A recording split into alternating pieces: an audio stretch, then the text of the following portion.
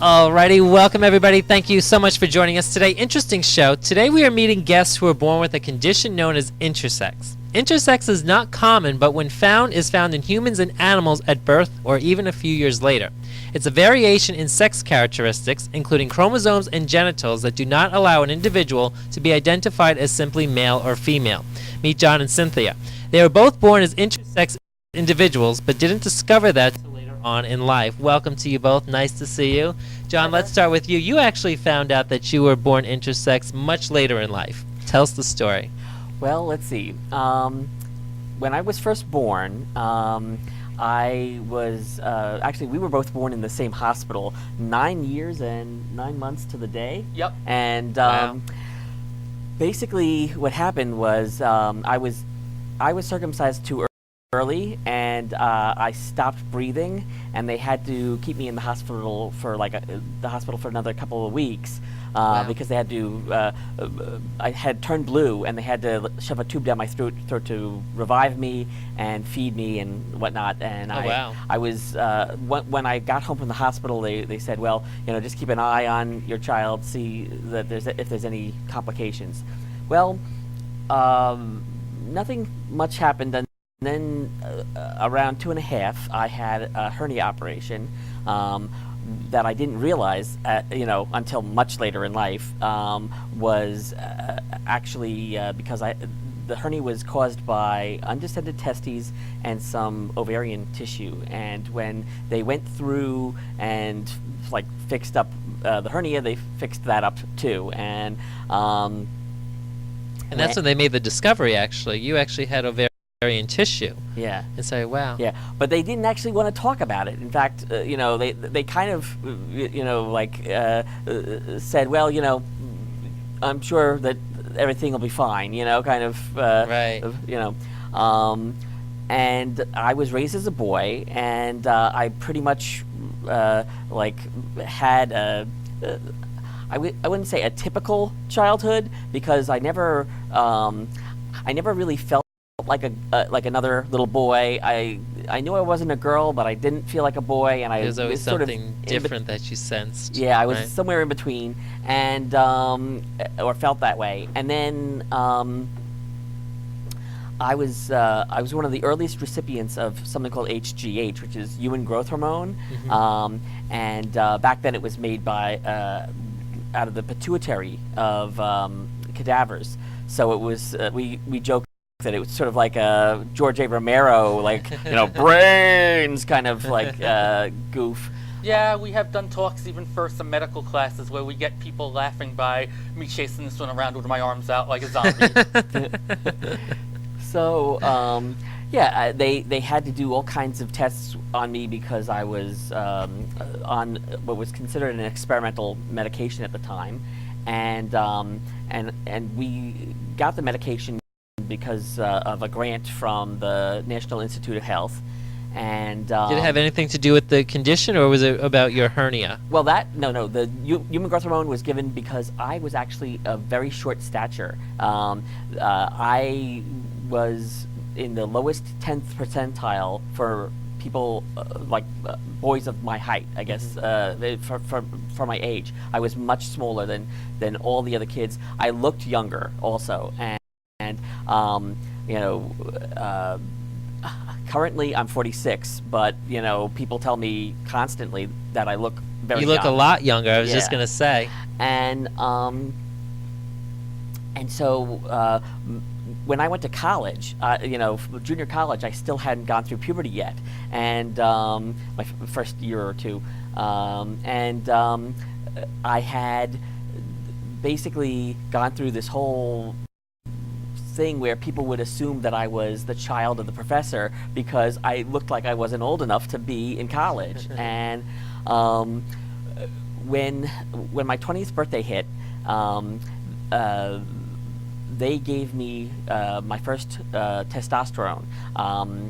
My doctor was doing a bunch of different tests, and they decided they determined that I had no male or female hormones, and that they had to put me on testosterone. They didn't give me a choice. They're just Wow. So one of the things that happened was, I told the doctor when he asked me how I felt about sex and sexuality, I said, that in the sexual revolution, I'm a conscious objector, because I had actually come out as asexual in high school, because I found that there were people who wanted to date me that I had no interest in at all. In both male and female, you weren't Yeah, interested in yeah. either or. Yeah. And then what happened was, after testosterone, I came out as gay, and that was like a big revelation. All of a sudden, I felt more normal, because before then, when I actually came out to a friend as asexual, and they kind of had a freak out and like wouldn't talk to me for a while. So and that was someone who was generally pretty good about meeting people who were different sexualities, but that was just threw them for a loop, and they just couldn't handle it. So how do you classify yourself today? I mean, are you attracted to men or women or both?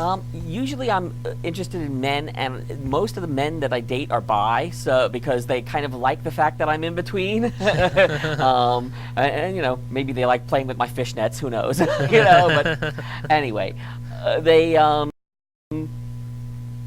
I basically have had 4 coming outs. So after coming out as asexual and then gay, through the gay community, I met the trans community, and I realized, I have so many gender issues. Maybe I'm part of that as well. And I read a book. Actually, both of us had read this book by an author named Kate Bornstein, very famous transgender author. My Gender Workbook? Yes. My Gender Workbook, and at the end of the book it said, if you get lower on the scale, if you have high points, then you're more typically gendered. If you have low points, then you're more transgendered, I guess. Yeah. And it said, congratulations, you're a gender freak. This book is either old hat for you, or it's water to the desert. And for me, it was water to the desert. Wow. It was really a big deal for me. So for a long time, you didn't even have an answer or name for what you were feeling. I mean, Yes. you came out as gay and bisexual and then transgender, Yeah. but you didn't even think for a second that you were intersex. And Yeah. And then we had met through a mutual friend, and we had a pajama party at my house one night, and we watched a bunch of Science Channel or Discovery Channel. Discovery Channel, Learning Channel, Nature, National Geographic, and Sally Jesse all did shows on Intersex for about a week. So I Wow. brought over a stack of VHSs about that big. We went through, 10 boxes of Kleenex and 2 or 3 pizzas that night.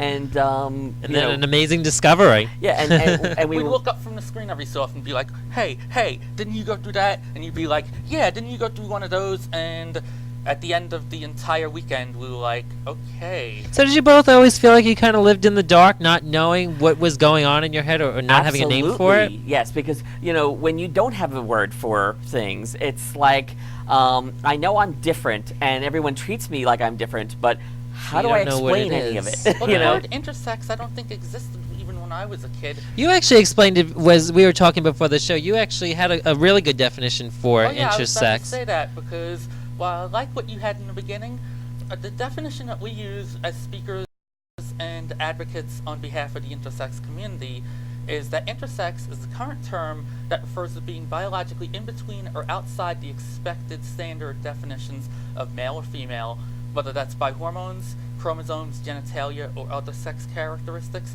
And that's whether you're born that way, turn out that way somehow, or something like even a medical procedure might make you a bit more that way.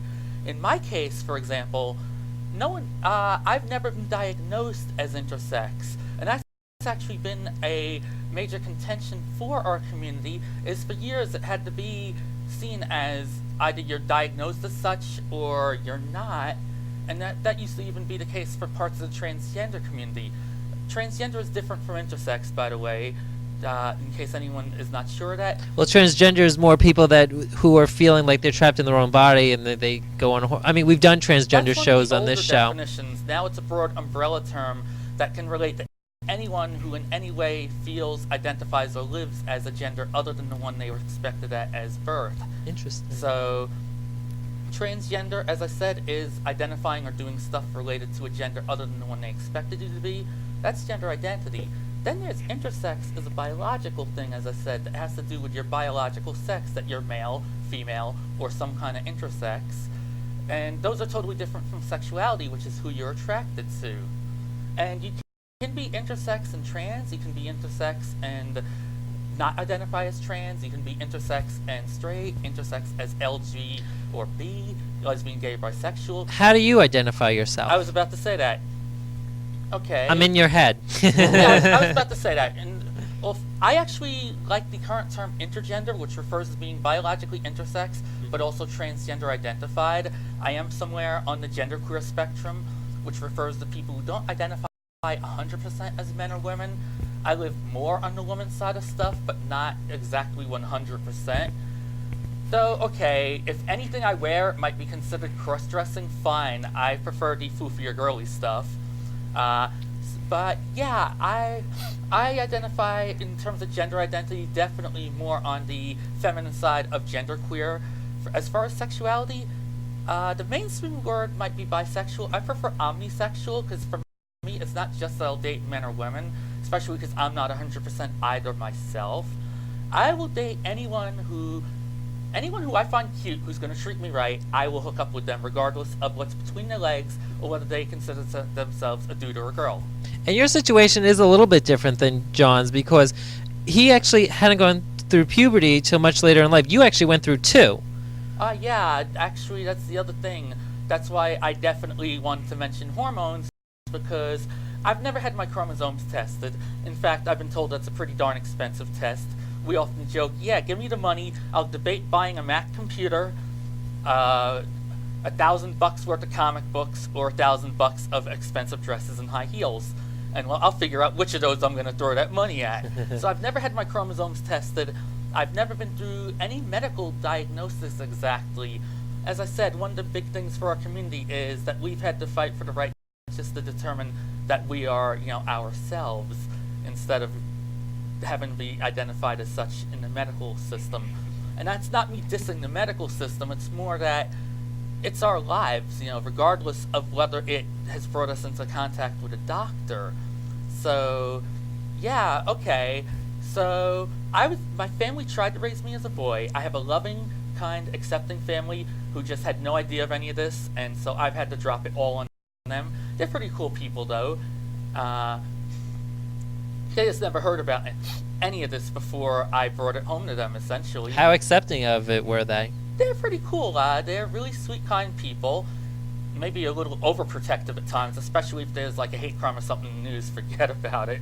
But they're really good people. My whole immediate family love me, they accept me, they just are still like, okay, what's that intersex thing again? What's that whole transgender thing again? And I find that's common with a lot of people I run across. I care more that people are good about it than I can say, okay, fine, I'll explain it 1, 2, 25 times if I have to. Did they think maybe you were just going through some sort of a phase? If they did, 17 years of me in dresses, skirts, and high heels will probably have convinced them otherwise. But yeah, growing up, everybody around me told me that I was likely to be a boy. Not exactly. I never felt exactly like that.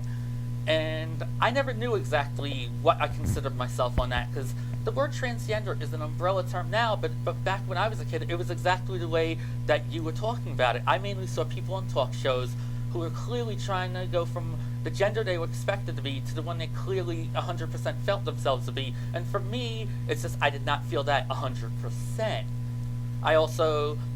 I completely support anybody getting anything to modify their body the way they feel. It's just, in my case, I've never wanted surgery. I'm still not sure whether I might go on hormones someday or not. Well, overall, how do you live your life? Do you live it as a man or a woman overall? Okay, if you're talking legal papers, I haven't changed my legal papers because we still have the medical system where if you're seen as having a penis, you're considered a guy. My legal paperwork has me listed as a guy.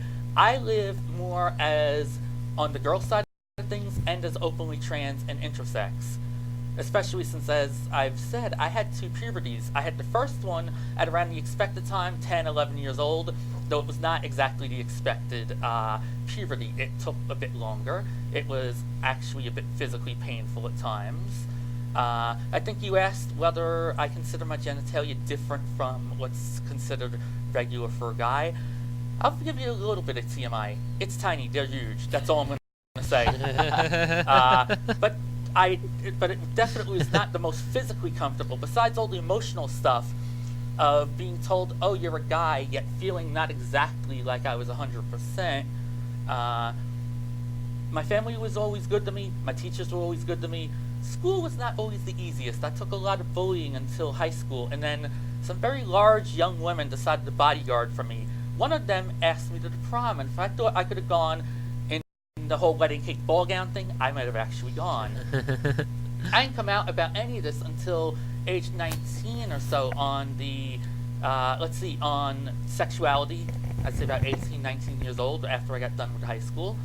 And when I was going to my first college over at Suffolk Community, I met a couple people, including my first girlfriend, a goth chick named Lenore, who gave me my first dress, my first set of fishnets, my first set of makeup, and got me into watching fun movies like Ma Vie en Rose and Rocky Horror Picture Show and all that. And that pretty much, I started coming out on all the gender stuff as trans, whatever the heck. I was even using those words back then. And then around age 21, I started having my second puberty, which was also about a couple years long. As I said, I was told growing up, "Oh, you're a boy. Boys don't grow breasts." Well, actually, these, I've been told, are bigger than some non-trans, non-intersex women. I may not be as big as Dolly Parton, but I'm bigger than Bjork, Calista Flockhart, Kate Moss, and 3 women I dated in college. And yeah, and okay, I am on the full-figured side, of which I'm a proud fat activist on that. So people ask me, "Oh, is that just because you're a bit heavy that you have breasts like this?" No, I had. They're naturally grown there. Yeah, basically, I tell people I went through every sign of PMS you can go through without having a vagina that I know of for about 2 years off and on. Wow. In fact, at least one of my friends jokes, "That's 31 flavors of weird." You did bring up a very interesting point a little bit ago about being bullied. I mean, do you both still face discrimination to this day? Pretty much, I would say that. Well, in a state where we don't have full rights on gender at the state level, we have it in the county level in Suffolk, and a couple places upstate and in the Manhattan area. But until we get a bill like the Gender Expression Non-Discrimination Act passed, it doesn't cover the whole state. Each of us do still encounter the occasional bit of discrimination, and we do, as activists, stand up against it. In fact, in addition, there are 2 groups that we work with. One is Organization Intersex International, the world's largest intersex advocacy group. We're both board members. The URL is oiiinternational.org. Look for the USA link for the US chapters. We are also coordinating people for the Transgender Day of Remembrance. The website for that is transgenderdor.org. And that's an international event that's done every November. Official date is the 20th, to raise awareness about hatred, violence, and murder directed against people based on people hating their gender identity or presentation. Do you both ever run into a situation where somebody mistakes you for one gender over the other? Yes, I often go out to lunch with my mother, and almost every time a waiter or waitress will come up and say, "So, how are you 2 ladies doing?" And they'd be like, very, and I could be wearing, the most typically guy kind of clothing that day. I could, be coming from like church with my mother or whatever with a tie and suit, and they'd still make the mistake of like reading me as female regardless. And so I'm like, okay, you know what, I'm do you just gonna laugh have it to off, or enjoy it. do you find it offensive? I laugh it off because I'm one of these people. I can't. Life is too short to let other people bother you that way. It's just, I get amused if it's just people don't know what to make of me. I pass for all sorts of stuff. Amusingly, let's see, if I'm in a dress, makeup, and heels, I seem to usually have people calling me sir and dude. If I'm wearing guy clothes, which will happen if I'm helping like my uncle clean out his car or something, then I get the whole, "Oh, little lady, can I help you across the street?" Oddly, amusingly enough, because of the way my body is shaped, I pass for pregnant once in a while. Oh my goodness. Back when I lived for a few years in Michigan, and two things happened there that are quick, funny stories. I was shoe shopping with my ex-girlfriend, and some woman comes up to me and says, "Oh dear, what are you going to deliver?" And I was helping a roommate deliver a gay newspaper that night, so I'm like, delivered last night. Oh, wait a minute.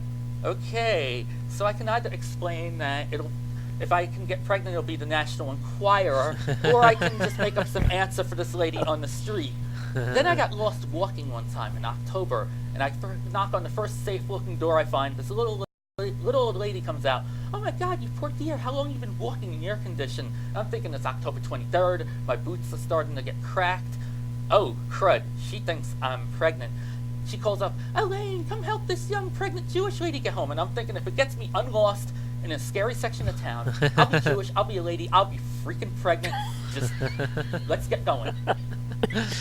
But Interesting. Yeah, it's interesting how people have, because, okay, we're told that the stereotypical assumptions about gender are just nature. If that's just nature, then how come there are trans and intersex people who've been around since pretty much the dawn of time?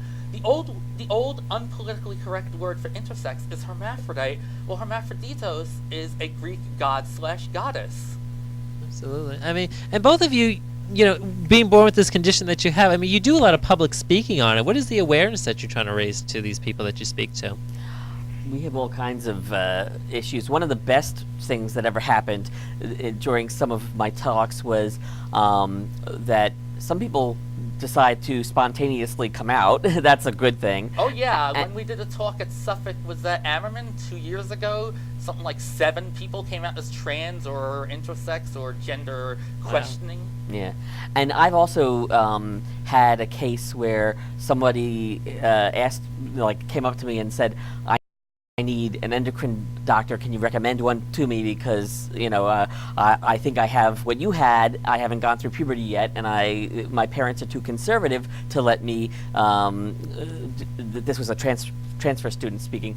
My parents are too conservative to let me get treatment in my home country. I need to do it while I'm in college. So I've wound up having to refer people. And not going through puberty till much later in life. I mean, usually the average age is like 10, 11, 12, 13 even. I mean, did you realize that there should be something you should be going through at that age and you weren't? I noticed all of my friends' bodies changing and mine wasn't. And so that's kind of a weird feeling because you're like, okay, you notice that also that they want to hang out with their other friends rather than hang out with you because you're like still you remind them of a time that they'd like to forget, I guess, and so that took some time to get used to, but for a long time I was being asked, I was I'm probably gonna say within the last 3 or 4 years, maybe 3 or 4 years ago, I would go out and go to a bar and ask for a drink, and they'd be like, "We want to see your ID." I'm like, "You've got to be kidding me, right?" And I'm like, and I always thought that that it would just my body would eventually catch up. It has a little bit, but it never. Well, you definitely don't look 46. Yeah. I don't look like I'm pushing 50, right? Not at all. So that part we know, but I mean, I'm how accepting? 36 as of right now, if people can't tell that, because I also have people even on the street be like, "Wait a minute, are you like 20 or something?" Wow. So do you think that's part of the condition is intersex too? Is that your body doesn't catch up to what your age is? I think that might actually be more about the endocrine issue rather than because there are 39 different types of intersex that we know of. That the doctors recognize, at least. Yeah, and that each one of them has different things about it. So it just so happens that people with endocrine disorders can sometimes look either older than they are or younger than they are. Wow, interesting. I mean, how accepting was your family, John, when they finally realized that you were intersex? Was it something that, I mean, it's obviously something that you can't help. You're born with it, but yeah. Well, my my parents have been wonderful. I couldn't ask for better parents. They were really like I put them through hell. Sorry, but I just basically most of my family was really terrific, and I found that when going through I guess the later part when I came out as trans, I was starting to talk to my mom about, okay, I want to go shopping. Is it okay if you come with me? And we'll go girl clothes shopping. And so she actually would go with me and buy fishnets with me, and all of these things. So like I would wind up having this entirely different experience than I had when I was seen as a boy. And so it was like I got to see life from both sides, and it's a good thing. Very interesting. Well, I thank you both for being here today and sharing this with all of us. It definitely absolutely. Any way that people get in contact with you, especially if they have questions that they may be going through something similar that you once have. Well, we're both on Facebook. Mine is found by Cynthia, spelled Cynthya, Brian and Kate put together without spaces. My email is thesacredsideshow@gmail.com. THESACREDSIDESHOW. And I'm actually one of the co-hosts. I'm one of the co-hostesses, and John does guest stuff on a goth community and culture radio show called In Goth We Trust. Interesting. Which is streaming on WIOXradio.org Wednesdays and Thursdays from 10 to midnight New York time. And that can also be found on Facebook if you put in Goth We Trust Entertainer. Excellent. And I have an email I can give you from Facebook. Sure. Because it's shorter than my regular email. It's my first initial J, but no dot or space, and then my last name SCHINDLER at number 1, and then at symbol Facebook.com. Excellent. Well, again, thank you very much. I mean, it's kind of a touchy subject to some people, I'm sure, and a lot of people do face a lot of discrimination in your cases, and just being gay, lesbian, bisexual, transgender in itself. So thank you very much. If you at home have a story that you'd like to share with us, we are always open. You can send us an email, thejasonshow@yahoo.com. Until next time, thank you for watching. See ya. Yeah, sure. I'm glad we managed to get that all in like half an hour.